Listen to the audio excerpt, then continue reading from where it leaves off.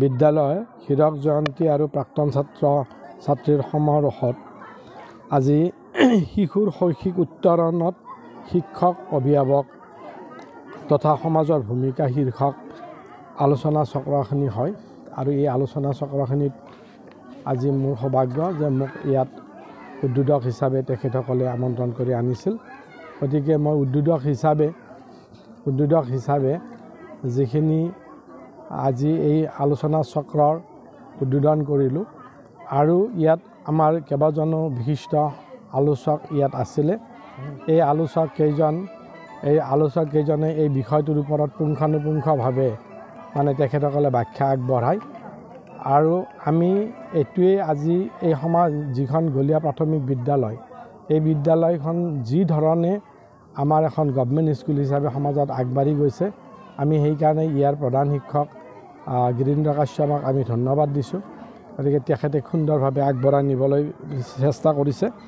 কিন্তু কথা হ'ল যে এই এটা শিশুৰ জীৱনৰ প্ৰথম বছৰকেইটাত ঘৰখনত পিতৃ মাতৃ অভিভাৱক পৰিয়ালৰ অন্যান্য সদস্যসকলৰ যিটো মৰম স্নেহ, সেই মৰম স্নেহৰ ওপৰতে শিশুসকলৰ মানসিক অৱস্থাটো নিৰ্ভৰ কৰে। এটা সুন্দৰ পৰিৱেশ এটা শিশুৰ ভৱিষ্যত জীৱন বা তেওঁলোকৰ শৈক্ষিক দিশটো নিৰ্ভৰ কৰে প্ৰধানকৈ তেওঁলোকৰ জন্মদাতা পিতৃ মাতৃৰ ওপৰত। গতিকে এখন সুন্দৰ ঘৰ বা এটা সুন্দৰ পৰিৱেশ, মৰমীয়াল পিতৃ মাতৃ অভিভাৱক বা মৰমীয়াল অন্যান্য সদস্যসকলৰ ওপৰতে শিশুসকলৰ আত্মসন্মান গঢ় লয়।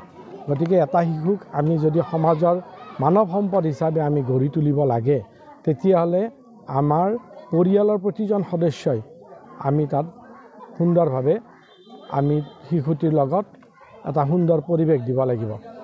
আৰু অকল যে জন্মদাতা পিতৃ মাতৃৰে এইটো কৰ্তব্য সেইটো নহয়, ইয়াত আমাৰ শিক্ষক সমাজ, বিদ্যালয়, আমাৰ সমাজৰ ব্যক্তি, সামাজিক শিক্ষানুষ্ঠান, শিক্ষানুষ্ঠান এই সকলোৰে কৰ্তব্য আছে। গতিকে এটা শিশুক সকলো প্ৰকাৰে সৰ্বগুণসম্পন্ন চৰিত্ৰৱান বা নৈতিক শিক্ষা দীক্ষাৰে আগবঢ়াই নিব লাগিলে সমাজৰ প্ৰতিজন ব্যক্তিৰে ইয়াত অৰিহণা থাকিব লাগিব। আৰু তেতিয়াহে আমাৰ এই সমাজখন এদিন দুপদৰূপে আগবাঢ়ি গৈ অসমৰ ভিতৰত যাতে এটা সুন্দৰ সমাজ হিচাপে মই আজি গলীয়া প্ৰাথমিক বিদ্যালয়ৰ এই গোটেই বা গলীয়া গাঁওখনক গোটেই ব্যক্তিসকলক আহ্বান জনাম যে আপোনালোকে আপোনালোকৰ সন্তানটি সকলো প্ৰকাৰে সহায় কৰি তেওঁলোকৰ উত্তৰণত সহায় কৰক আৰু এদিন দেখিব যে গলীয়া গাঁওখন অসমৰ ভিতৰত ভাৰতবৰ্ষৰ ভিতৰত এখন জাকত জিলিকা গাঁও হিচাপে প্ৰতিষ্ঠিত হ'ব। যিকোনো খবৰৰ বাবে যোগাযোগ কৰক 7099017330 লগতে 7099017110 নম্বৰত।